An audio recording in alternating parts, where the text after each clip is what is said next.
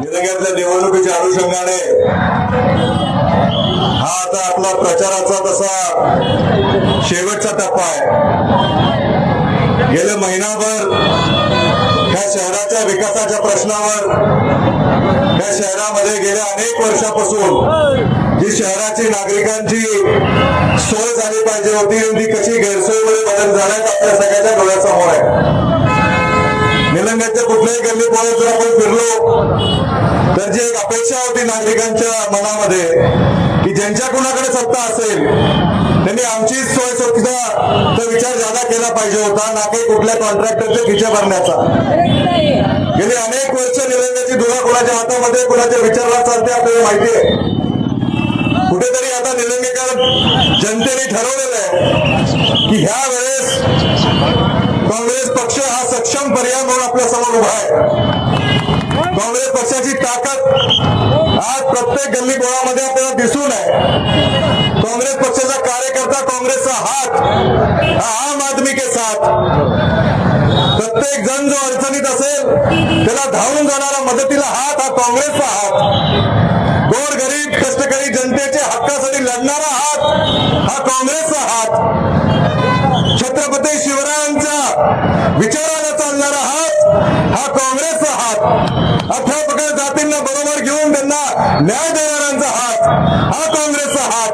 आज जनता म्हणून तुमच्यावरती जबाबदारी आहे की येत्या 20 तारखेला ईव्हीएम मशीनवर काँग्रेसच्या चिन्ह समोरचं बटन दाबून तुमच्या हातातली ताकद आमच्या हातामध्ये द्या।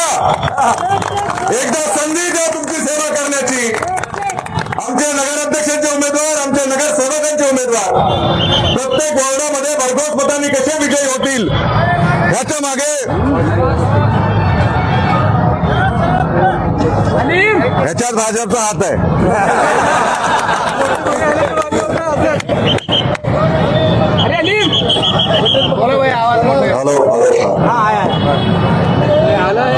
तुम्ही लाईटचे कनेक्शन तोडू शकता पण काँग्रेसचा आवाज दाबू शकणार नाही।